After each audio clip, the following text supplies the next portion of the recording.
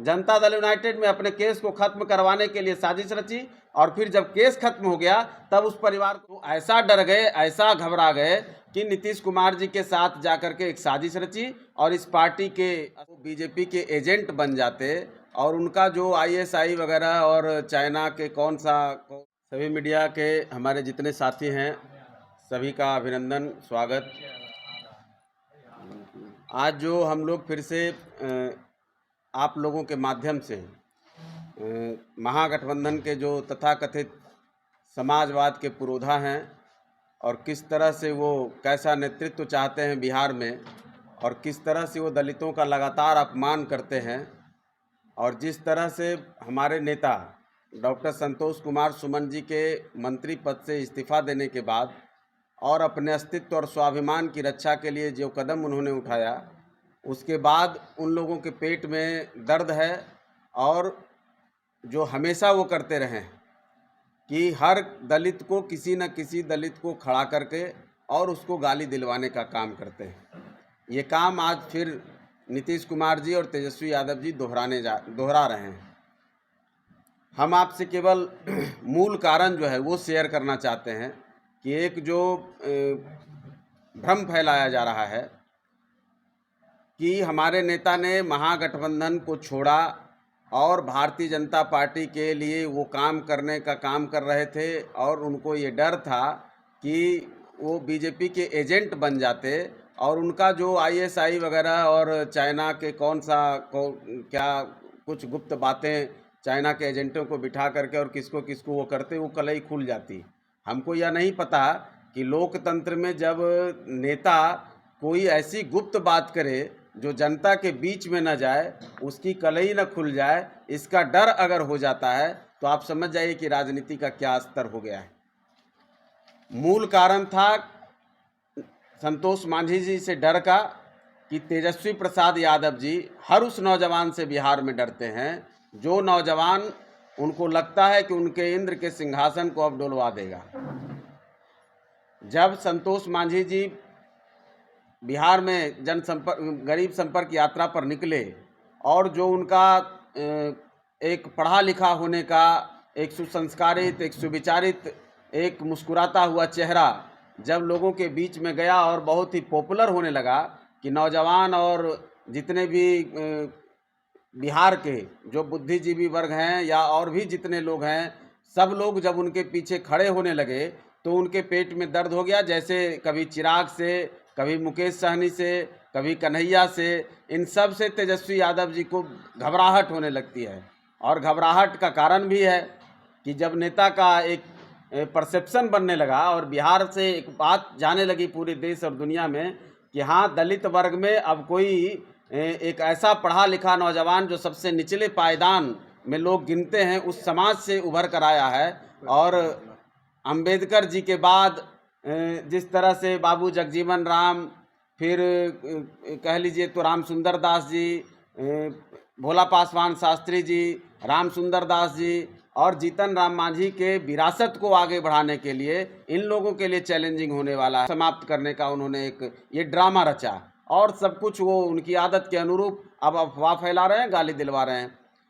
तो ये तो खैर उनकी अपनी जो नियति है, जो उनका नीति है, उसके अनुरूप वो काम कर रहे हैं। लेकिन हमको हैरानी होती है कि वो गाली किससे दिलवा रहे हैं। वो गाली दिलवा रहे हैं कुछ लैंडलेस नेताओं से। आप लोग भी समझ रहे होंगे, अशोक चौधरी जी अभी बहुत जो है दलित के बड़े ही हितैषी बने फिर रहे हैं, और वो सवाल कर रहे हैं कि जीतन राम मांझी की हैसियत नहीं थी कि वो बिहार के मुख्यमंत्री बन सकें। तो अशोक चौधरी जी को डूब मरना चाहिए, कहीं देखें चुल्लू भर पानी, कि एक दलित की इतनी हैसियत नहीं है कि वो बिहार का मुख्यमंत्री बन सके। ये उनके विचार हैं। ये किसके विचार हैं? जो दलित वर्ग में, दलित परिवार में पैदा लेता है। और वो कैसे दलित हैं? हम तो उन्हीं से सवाल करते हैं कि आप अशोक चौधरी जी बताएं कि क्या उनके दिमाग में आया कि दलितों से कैसी नफरत उनको आई कि उन्होंने शादी ब्याह करना बंद कर दिया। ना अपनी शादी की, ना अपने बच्चों की शादी दलित वर्ग में कर रहे हैं। और तो और वो कहाँ के रहने वाले हैं, शायद वो, उनको लगता हुआ कि बिहार नहीं जानता है।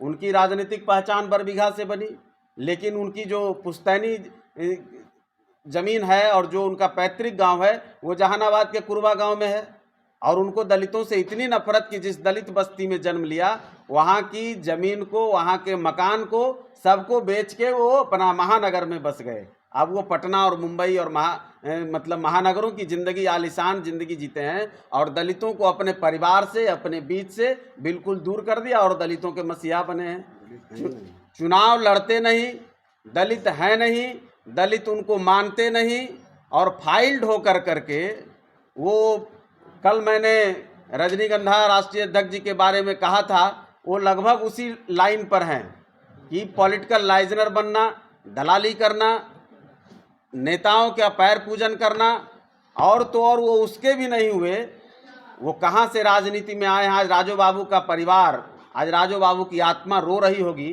कि कैसे राजू बाबू ने उस परिवार को स्थापित किया राजनीति में।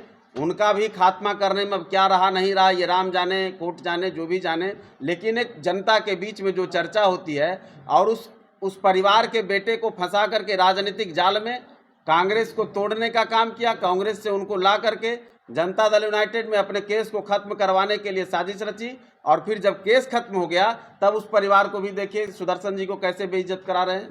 तो ये तो अशोक चौधरी जी का राजनीतिक चरित्र है, और नीतीश कुमार जी का राजनीतिक चरित्र है कि खुद तो चुनाव लड़ते नहीं, खुद तो 20-25 सालों से चुनाव से दूर हो गए, और अपने अगल बगल देख लीजिए कैसे लोगों से क्या कहलवा रहे हैं। एक संजय झा जी हैं, हवाई जहाज वाले नेताजी, वो कहते हैं कि मांझी जी स्वतंत्र हैं, जिस पार्टी में जाएं। तो हम तो स्वतंत्र हैं ही, हम तो कब का अपनी पार्टी बना चुके हैं।